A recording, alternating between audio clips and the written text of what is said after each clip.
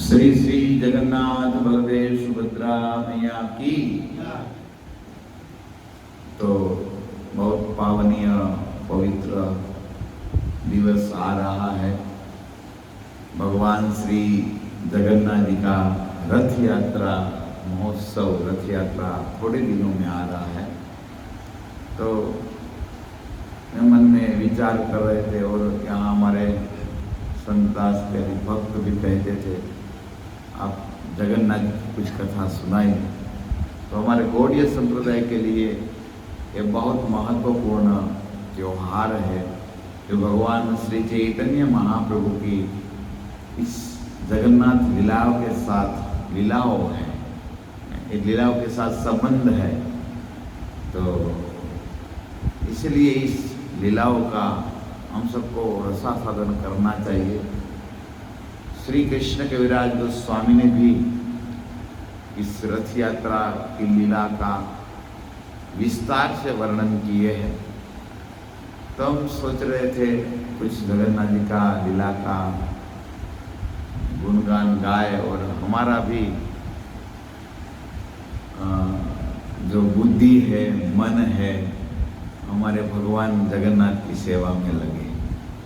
यही वजह से हम जगन्नाथ जी की कथा का अभी तो हम भगवान का क्या बोल पाए। भगवान जगन्नाथ की तो इतनी लीला है, कलयुग का भगवान है, हम क्या बोल पाए, हमारे क्या योग्यता है हम भगवान का गुण गाएं। लेकिन भागवत इत्यादि हमारे ग्रंथ कहते हैं कैसा भी हो भगवान का गुण गाना चाहिए, भगवान का गुण हमको गाना चाहिए। इसीलिए हमारे वेद, रामायण, पुराण इत्यादि सब ग्रंथों में कहा गया है भगवान का गुण गाना चाहिए।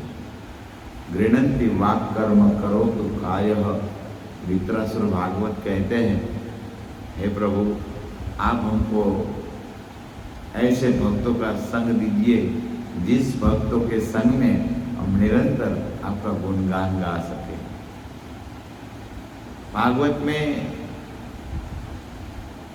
कुबेर जी के जो दोनों पुत्र भी भगवान के सामने प्रकट हुए और तब वो दोनों कहते हैं वाणी गुणानु कथने, कहते हैं वाणी गुणानु कथने श्रवणों कथा दो, कहते हैं हमारी वाणी है तो प्रभु आपके कथा का निरंतर गान करें। हम सबको यही भगवान के पास मांगना है कि हे प्रभु हम निरंतर आपका गुणगान गाएं। ए मांगो। वैसे तो जगत के नाथ है और खास करके भगवान श्री जगन्नाथ जी के श्री पुरुषोत्तम क्षेत्र धाम का वर्णन स्कंद पुराण में भगवान वेदव्यास जी करते हैं। वेदव्यास जी ने श्री पुरुषोत्तम क्षेत्र का वर्णन किया है। इसमें भी ये सुंदर सब भगवान के प्रागट्य की लीला है। तो हम जो आचार्य के गुरु से और ग्रंथों से जो पढ़ने में आए हैं, सुनने में आए हैं, यहाँ पर हम बताने का प्रयास करेंगे। भगवान जगन्नाथ जी बहुत प्रेमी हैं, सबको प्रेम देते हैं, वात्सल्य भाव भगवान प्रकट करते हैं। सब भक्तों के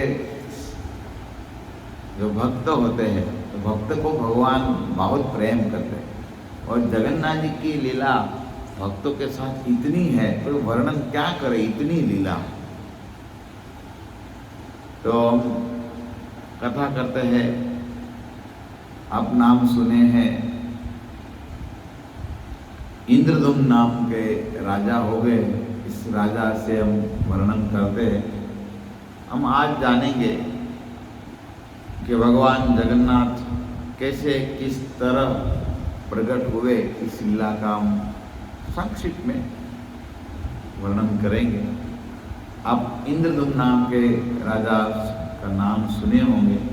बहुत पवित्र और धार्मिक राजा थे और इसकी पत्नी गुंडीचा, ये भी बहुत भगवान के प्रेमी थे। दोनों पति पत्नी दोनों भगवान के इतने प्रेमी थे, बस दोनों को यही भाव था। और खास करके जो राजा थे, इंद्रदुम्न नाम के राजा, इस राजा को ये इच्छा थी, इस बार मनुष्य जन्म मिला है, तो मनुष्य जन्म मिला है तो इस मनुष्य जन्म में, इसी जन्म में साक्षात भगवान का दर्शन करना है।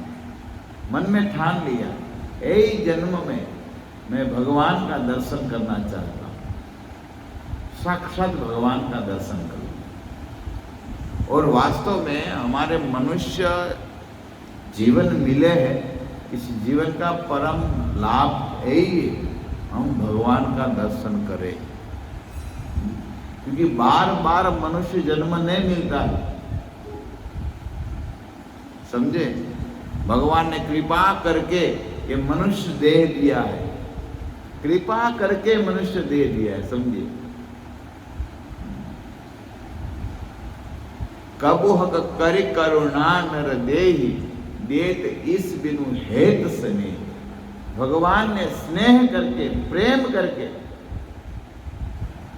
भगवान ने इस मनुष्य शरीर हम सबको दिया है। और मनुष्य शरीर इसलिए दिया है भगवान की प्राप्ति करने के लिए।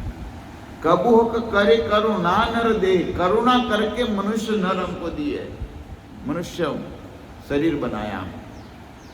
और इस शरीर में हम जो भगवान को प्राप्त नहीं किया, अभी तुम बोलते ना अंत्य नारायण स्मृति, नारायण का स्मरण इस शरीर में हो सकता है, इसीलिए हम भगवान का भजन कर। राजा ने सोच लिया, ठान लिया कि इस जन्म में भगवान को प्राप्त करना है, कैसा भी हो जाए। और ऐसे तरह भजन करते थे।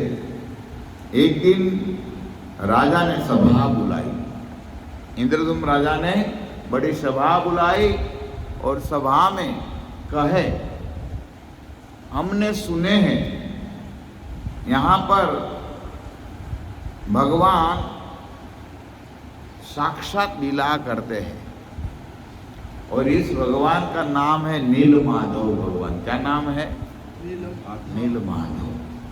और नीलमाधव कहाँ पर है हमको पता नहीं है, लेकिन इस धराज धाम में आज नीलमाधव नाम के भगवान है। सबको ऐसे कई प्रकार की टुकड़ी बनाया है ना। जैसे आप रामायण में सीता की जब शोधी करने के लिए गए तो कई अलग अलग बनाए थे ना टुकड़ी, क्या बोलते हैं, वही बनाया था, अलग अलग दल बनाए थे। तो इसमें एक दल ऐसा भी था, हनुमान जी का दल था, सब अलग अलग, सुग्रीव का, सबका अलग अलग दल था ना। तो यहाँ पर इसी तरह दल बनाया है। इसमें एक बहुत अच्छे ब्राह्मण थे और बहुत बुद्धिशाली थे, और इसका नाम था विद्यापति। क्या नाम था? याद रखिए, लीला बहुत समझने वाली है, उस जीवन में याद रखने वाली लीला है। और विद्यापति बहुत सुंदर तेजस्वी ब्राह्मण थे और मानो मंत्री का कार्य करते थे। सब दल अलग अलग गए और बाद में सब अलग अलग दल आ रहे थे और राजा को कहे, राजा कहाँ भी हमको नीलमाधव नाम के भगवान देखने को मिले। राजा बोले अभी एक दल एक नहीं आए। कौन नहीं आया है? विद्यापति नहीं आए। विद्यापति जी नहीं आए थे। विद्यापति जा रहे, ढूंढ रहे थे, इसने सुना कि नीलमाधव यहाँ भगवान तो है। एक जगह पर गए तो क्या हुआ, देखे इस इतने बड़े जगह थी और इस जगह पर क्या हो रहा था, यहाँ पर सुअर का देखभाल हो रहा था। उत्कल देश में गए मानो, यहाँ क्या हो रहा था, उत्कल देश में एक जगह पर इसने देखा सुअर का पालन हो रहा था। और यहाँ इस जगह का जो राजा था उस सबरों का राजा था, जिसका नाम था विश्वावसु। वो यहाँ पर सब जैसे हम की गाय बकरी भैंस को संभालते हैं ना, इसी तरह यहाँ पर सुअर की खेत होता है, समझो सुअर को संभालते। आज भी ऐसे जाति है सुअर को संभालने वाले उड़ीसा में, आज भी है, जिसको दैत्य क्या बोलते हैं, दैत्यपति बोलते हैं, आज भी है, जो सुअर को पालन किया जाता है। ऐसा नहीं आप समझो मारने वो सब, वो जो भी है ये भगवान की लीला में वर्णन आया इसलिए मैं कर रहा हूँ। और आज मैं 2005 में जब पहली बार गया ना, तब मैं देखा था जो एक दैत्य जाति आता है, और इस जाति अभी जगन्नाथ जी की सेवा करते हैं, 11-15 दिन सेवा वही करते हैं, रथ यात्रा आना जाना अब आएगा, लीला अभी सब बताएंगे। तो तब में हमने देखा था कई सुअर थे, और हमने कथा पहले सुनी थी तो याद, हाँ वो आया था। तो ऐसे व्यक्ति जिसको, जैसे हम गाय बकरी भैंस को लेके जाते हैं चराने के लिए, इसे सुअर को लेके जाते हैं, ऐसा है।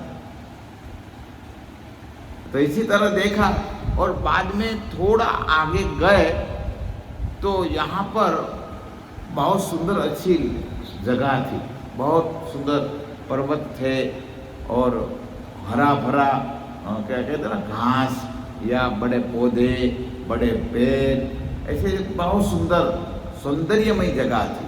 और जगह को देखा, और फिर देखा तो पूछे, कोई व्यक्ति को पूछे यहाँ कोई भगवान का दर्शन है, तो बोले हाँ, हमारे यहाँ पर जो राजा है, इस राजा का नाम है विश्वावसु नाम। क्या है वो? विश्वावसु नाम के राजा निरंतर भगवान नीलमाधव के दर्शन कर, नीलमाधव का नाम सुना और राजी हो गया। हाँ, हम जो जगह पर, जो स्थान पर आए हैं वो स्थान ठीक है, क्योंकि नाम सुन लिया नीलमाधव किसी के मुखार से, तब बोले ठीक है।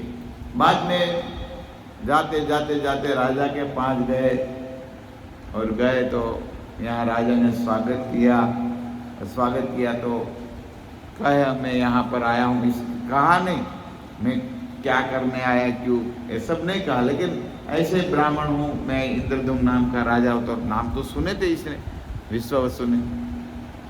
तो कहे ठीक, आप यहाँ पर आए तो रुकिए।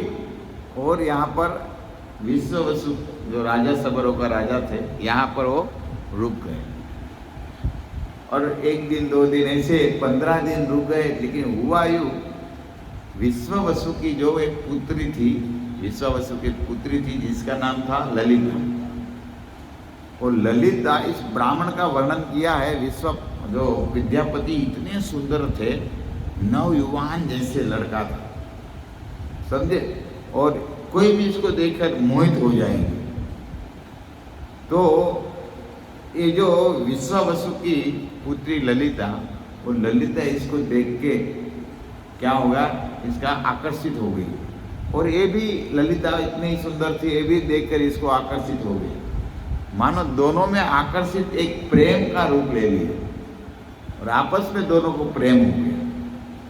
अभी एक दिन विद्यापति ने कह दिया हम दोनों विवाह कर लेते हैं, तो बोले मेरा पिताजी को पूछना पड़ेगा। तो ललिता ने पूछा अपने पिताजी को कि विद्यापति के साथ में विवाह करना चाहते हैं, तो बोले अच्छे ब्राह्मण था, तो कहे ठीक है कर लीजिए। विवाह हो गया, और विवाह हो गया तो और रुक गए। अभी जो कार्य करने आए थे, भगवान को वो देखने आए थे, और कहाँ भगवान है ये सब राजा को कहना था, तो बता दिया।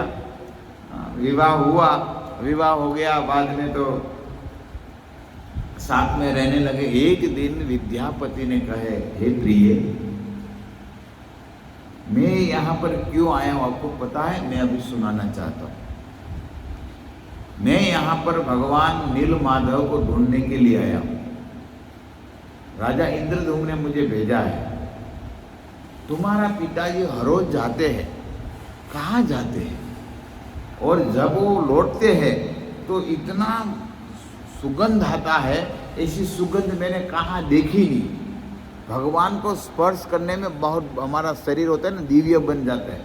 डीटी वाले को याद हो या ना हो, लेकिन हमारा सर्म चक्षु सर्म बुद्धि से हम जब जाते हैं तो हम भगवान का वास्तविक रूप का और भगवान का निज शरीर का हम लाभ उठा नहीं सकते।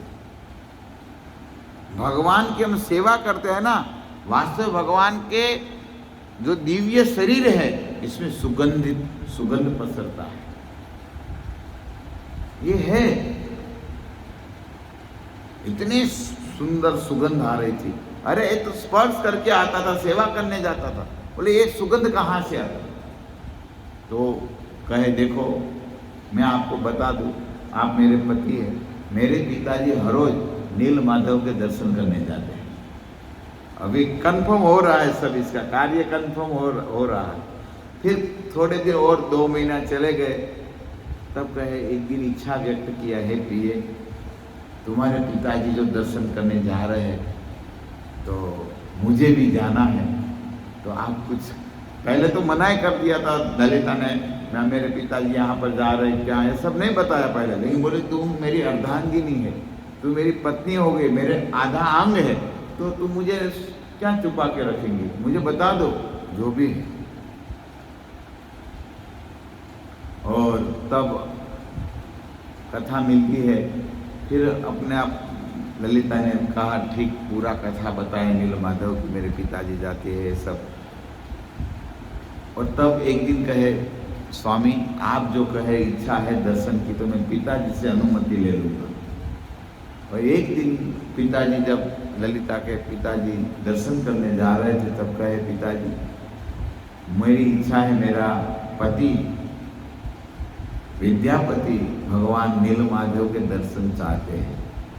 तो बहुत क्रोध हो गए, क्योंकि पहले तो बताने को मना किया था, तूने क्यों बता दिया। तो इसने क्या किया, देखो आप मेरे पति को नीलमाधव के दर्शन कराएंगे नहीं तो मैं जहर खा लूं। हाँ, यहाँ पर एक आचार्य लिखे है इस कथा में, श्री के पास एक बड़ा एक ये है कि मैं छोड़ दूंगी या प्राण त्याग दूंगी, ऐसा बोलते हैं तुरंत, मैं मर जाऊंगी आप नहीं ले जाऊंगी। अभी तो पिताजी को पुत्री में स्नेह था, क्या करें। बहुत कहने से तब सोचते विश्वावसु ने कहा ठीक है ले जाऊंगा, लेकिन एक शर्त पर। शर्त ये है आपके पति का आंख पर बड़ा पाटा बांधकर, एक बड़ा कपड़ा बांधकर, हाँ काले पता, ओके काले पता के काला पता ब्लैक जो भी हो, और कोई रास्ता ना दिखना, तो रास्ता इसको पता ना चले, इसलिए इसको आंख बंद हो जाए, सब बांध कर आंख को मुड़कर ले जाए। ठीक है कोई बात नहीं, इतने तो हो गया कम से कम, वो भी विद्यापति कोई साधारण तो थे नहीं, कहा ठीक है। लेकिन क्या हुआ, इसने सोचा जब जाने वाले थे बैलगाड़ी में बैठकर जाने वाले थे, और तब कहे ललिते हे भारिया आप ऐसा करो, मैं जाने हूँ लेकिन मैं किसी तरह रास्ता कैसे मुझे पता चले, फिर मुझे दूसरी बार जाना हो तो मुझे पता कैसा चलेगा। तब ललिता ने कहा हाँ एक आइडिया है, मैं आपको सरसों देती हूँ। क्या दूंगा? सरसों, और आपको जेब में डाल देना, मेरे हमारे पिताजी को पता ना चले से सरसों में आपको, सरसों मतलब राय गुजराती में राय, तो सरसों में आपको दूंगा और आप जो बैठ जाएंगे फिर बैलगाड़ी में नहीं, बाहर से एक एक दाना इसमें डालना है, और फिर क्या होगा बारिश होगा तो सरसों अपने आप उग जाएंगे और रास्ता आपको पता चल जाएगा। बहुत बुद्धिशाली पत्नी थी, पति को साथ दिया कि ठीक है। इसी तरह गए और पति विद्यापति बैलगाड़ी में बैठकर गए, कोई बोले चल कर, और बैलगाड़ी में थोड़ा ऊपर था, चल कर नहीं गए थे, बैलगाड़ी में गए ऐसा बोल रहे। और फिर वो सरसों का जो दाना था वो नीचे गिरा कर गए, और जब भगवान का ये नीलगिरी पर्वत और नील माधव जब आने वाले, तब इतना सुंदर सुगंध आ रहा था, इतने सुंदर पंछी बोल रहे थे, कोयल मोर इत्यादि पंछी बोल रहे थे सुंदर, और इतनी क्या जैसे देखो आज का वातावरण है, कितना अच्छा लग रहा है ना, स्वाभाविक। ये तो कुछ है ही नहीं, ऐसा वातावरण था। भगवान जगन्नाथपुरी जो नील माधव का दर्शन करने जा रहे थे, बहुत अच्छा लगा इसको। और गए, बाद में बैलगाड़ी को छोड़ दिया और हाथ पकड़कर विश्वावसु इसको ले गए। लेकर भगवान का जो मेन मंदिर था, मंदिर के सामने इसकी आंख का जो पाटा बांधा था कपड़ा, वो खोल दिया और खोलकर भगवान का दर्शन किया। तब चतुर्भुज रूप दर्शन किया भगवान, शंख चक्र गदा पद्म, इतना नील माधव का सुंदर दर्शन किए। और ये दर्शन करके बहुत खुशी हो गए, अरे वाह, जो मैं चाहते थे वो मिल गए। और तब विश्वावसु ने कहा कि मैं क्या करने जा रहा हूँ, कहते मैं फूल इत्यादि, चंदन इत्यादि सब जो सेवा करने के लिए भगवान की सेवा करना है, तो मैं सब फूल या पत्ता जो भी हार बनाना था, वो चंदन जो लगाना था, वो मैं सब तैयारी करता हूँ, आप भगवान का दर्शन करो। वो थोड़ा तैयारी करने गए और तब वो भगवान का दर्शन कर रहे थे। भगवान का दर्शन देखे एक सामने बड़ा तालाब या कुआं था, कोई कुआं बोलते हैं, कोई बोलते हैं तालाब था। और यहाँ पर एक बड़ा आम्र का झाड़ था, आम का होता है ना, आम्र झाड़ था। और यहाँ पर देखते देखते क्या हुआ, इस टहली पर एक कौवा बैठा था और कौवा नींद आ रहा था, कौवा को ऐसा सा नींद आ रहा था। और आंख बंद हो तो ऐसे ऐसे हो रहा था कि ना, हमारे कथा में भी ऐसे होते हैं ना सबको। कोई कोई तो एक बार तो मैं देखा कथा में, वो सो गया ना तो ऐसा पूरा उल्टा गिर गया, इतना नींद आता था कथा में, गिर गया पूरा। तो कौवा भी क्या हुआ है, नींद में आके गिर गया। जैसे तालाब में पड़ा या कुआं में पड़ा तो देखा तो एक चतुर्भुज रूप हो गया। चतुर्भुज रूप या विमान, गरुड़ आए, स्वयं कहते गरुड़ जी आए, गरुड़ जी के पीठ पर बैठ कर चले गए वैकुंठ धाम। अरे बोला ये तो बहुत बढ़िया कार्य है, हमको भी करना चाहिए। तुरंत वो झाड़ पर था ना, पेड़ आम्र के पेड़ पर चढ़े और जैसे सलांग मारने जा रहे, तब आकाशवाणी हुआ, है विद्यापति सुनिए, आपको राजा ने क्यों भेजा है, मेरा दर्शन पाने के लिए, आपको ढूंढने के लिए भेजे हैं, तो आप वास्तविक बताओ, मैं यहाँ पर हूँ, आप जाओ, इसको बताओ। तब वो गिरे नहीं, तब वापस, हाँ मैं कार्य जो करने आया हूँ, लेकिन इसको भी मुक्ति, हाँ मैं नहीं बात करी और वाइंद्रा जी हूँ। भगवान श्री राम जब लंका में गए तो मनुष्य क्यों नहीं ले गए, इसीलिए। समझ में आया, मनुष्य को ले जाता ना तो क्या होता मालूम है, वो सोने का खिस्सा भरने वाले थे। युद्ध तो नहीं, युद्ध तो जो भी हो, राम का कुछ भी हो जाए, हमारा घर हो, हमारा भर जाए।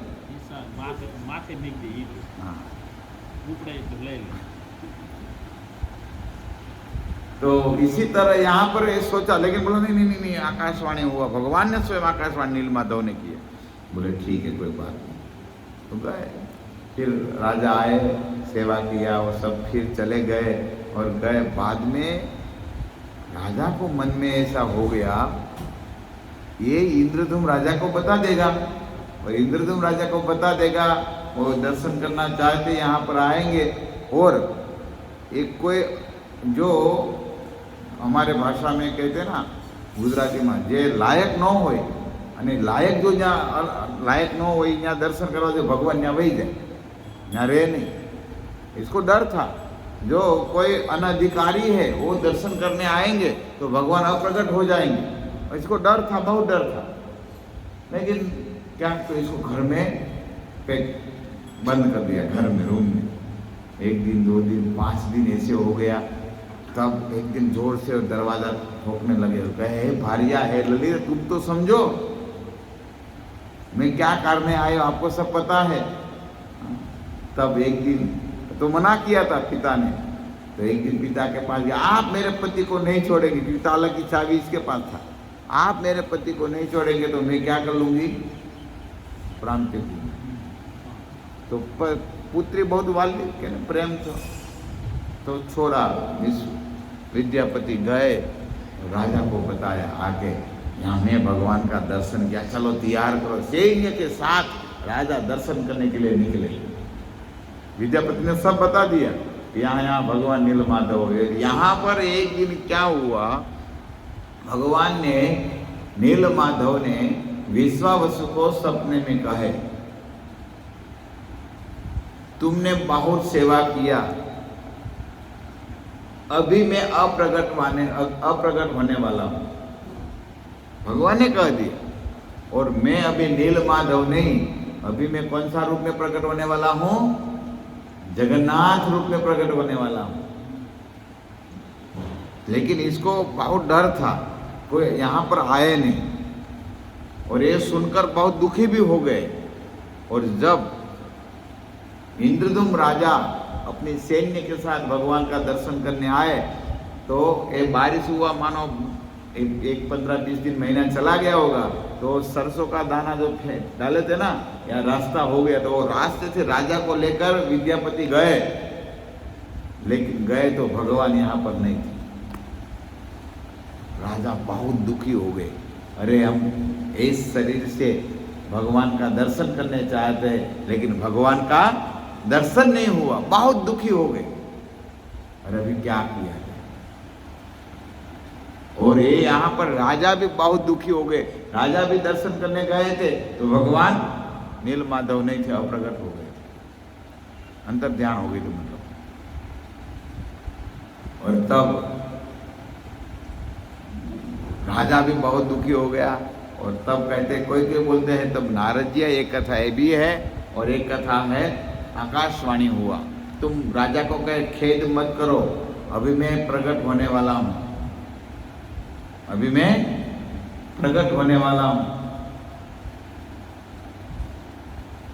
और तब कथा मिलती है, फिर राजा गए, और नारद जी या इसमें जो आकाशवाणी हुआ था, वो कहे थे आप बड़ा अच्छा मंदिर बनाओ, और फिर कहते हैं एक सुंदर लकड़ी आएगा, और लकड़ी एक बड़ी लकड़ी आएगा, और इतनी सुगंध वाली लकड़ी आएगा, इसका मेरा विग्रह बनाए, सब आकाशवाणी हुई। तो राजा गए, मंदिर निर्माण का चालू कार्य किया। अभी देखो, और मंदिर चालू करने का निर्माण किया, और यहाँ पर ये भी था कि अभी विग्रह का बनाना था ना, विग्रह भी बनाना था। तो अभी प्रश्न हो रहा था विग्रह कैसे, तो नारद जी ने भी कह दिया था, या आकाशवाणी हुआ था, एक समुद्र में एक बड़ी लकड़ी आएगा, कोई बोले 3 लकड़ी आएगा, कोई बोलेगा 1 लकड़ी आएगा, जो भी है। वो लकड़ी समुद्र के किनारे पर आई, लेकिन इसको कोई उठा नहीं पा रहा था। और तब एक व्यक्ति आते हैं, कोई साधारण, वही भगवान ने भेजा हुआ विश्वकर्मा जी होते हैं, वो आते हैं और लकड़ी को उठाकर राज्य में ला देते हैं। और अभी सोचने लगे कि अभी क्या करना है, इसका मूर्ति बनाना है, समझे। और इस तरह यहाँ पर बड़ा मंदिर भी बनाना है सब। तो फिर मंदिर विग्रह बनाने का वादा है, तो क्या हुआ, कहे एक कौन बनाएगा, कौन वे। तब इस सभा में एक ब्राह्मण आता है। वो ब्राह्मण दूसरा कोई नहीं थे, वो स्वयं कहते हैं विश्वकर्मा जी थे। विश्वकर्मा जी आए, विश्वकर्मा जी आके कहा, हाँ मैं इस लकड़ी का विग्रह बनाऊंगा, 3 जो विग्रह भगवान का बनाने में बनाऊंगा, लेकिन कम से कम 21 दिन लगेगा। कितना दिन लगेगा? कितना दिन लगेगा? 21 दिन लगेगा। और तब राजा को कह दिया, देखो मैं विग्रह बना रहा हूं, मुझे कोई डिस्टर्ब नहीं करना है, मुझे डिस्टर्ब नहीं करना है। मैं दरवाजा बंद करके रूम में विग्रह बनाऊंगा। ठीक है, राजा के कोई डिस्टर्ब नहीं करेंगे। एक दिन फिर चालू हुआ, एक दिन 2 दिन, तो फिर वो लकड़ी जब विग्रह बनाते हैं कुछ तो आवाज़ आता ना, हथौड़ी मारते हैं, छेनी मारते हैं या करवा जो भी है आवाज़ आता है ना, तो इसी तरह आवाज़ आ रहा था। 1 दिन 2 दिन 3 दिन 4 दिन 10 12 दिन हो गया। 12 दिन कम आवाज़ आने लगा, 13वां दिन तो आवाज़ ही नहीं आया। राजा ने सोचे लगते व्यक्ति चला गया होगा या मर गया होगा, कुछ तो है ही नहीं। तो क्या हुआ, आवाज़ ही 2 दिन से बंद हो गया है। राजा से रहा नहीं गया, और रहा नहीं गया तब राजा ने क्या किया, और दरवाजा खोला तो हमारे जगन्नाथ बलदेव सुभद्रा जो 3 विग्रह है ना, सुदर्शन 4, ऐसे 4 विग्रह थे ऐसे सेम। तब राजा बहुत दुखी हो गया, अरे रे देखो देखो मैंने कितना जल्दी कर दिया। वो व्यक्ति ने कहा था 21 दिन, लेकिन मैंने 14 दिन में खोल दिया, इसलिए विग्रह की परिपूर्णता नहीं हुआ है। जगन्नाथ बलराम सुभद्रा तीनों को पैर नहीं दिख रहे है ना, और सुभद्रा का तो हाथ ही नहीं अभी बनाया, और जगन्नाथ जी का बलराम का बनाया हाथ तो अभी छोटा छोटा, पूरा हाथ नहीं बनाया। बहुत दुखी हो, इतना दुखी हो गए, बहुत रोने लगे, मानो बीमार जैसे हो गए। और तब नारद जी आते हैं और कहे, हे राजा, इंद्रदुम्न राजा को कहते हैं, ये विग्रह है ना, वो विग्रह का ही मैंने भगवान का दर्शन किया था। नारद जी ने पूरी कथा बताया। जब द्वारिका में कृष्ण बलराम जब लीला सुन रहे थे सुभद्रा तीनों, तब जो रूप हो गया था, ये रूप का मैंने परसों कथा कहा था। यही रूप चाहते थे कलयुग में भगवान प्रकट होने को, मैं कहा था, नारद जी कह रहे। और इसलिए भगवान कहते कलयुग में मैं इस रूप में प्रकट होने वाला हूँ, इसलिए आप खेद मत करो। और तब अभी क्या किया जाए, मंदिर भी बनाने की तैयारी, मंदिर भी इंद्रदुम्न राजा ने मंदिर बनवाना चालू किया। फिर विग्रह तो बनी गए, और अभी स्थापना करना था, मूर्ति प्रतिष्ठा करना था। तो कहे सबसे किसको बुलाए, ब्रह्मा जी को बुलाए। ब्रह्मा जी को बुलाने के राजा गए, और ब्रह्मा जी को बुलाने गए तो यहाँ कितना समय बीत गया, क्योंकि हमारा और ब्रह्मा जी का समय में बहुत अंतर है। और तब बुलाने के ब्रह्मा जी ने कहा आप जल्दी जाओ, यहाँ तो कितने सब चले गए, कोई है ही नहीं मानो। राजा आए, लेकिन एक दिन क्या हुआ, वो मंदिर जगन्नाथपुरी का मंदिर है ना, वो बालू रेती से पूरा ढक गया था। और एक दिन एक गाल माधव नाम के जो राजा थे, वो राजा निकले गाल माधव, और इस गाल माधव नाम के राजा घोड़ा लेकर जा रहे, तो घोड़ा का जो खुर होता है, वो खुर इस जो मंदिर का जो शिखर होता है, शिखर के छोटा सा लगा, तो घोड़ा भी गिर गए, राजा भी गिरे। देखा ये क्या हुआ, बाद में खुदवाई कराए तो बड़ा मंदिर निकला।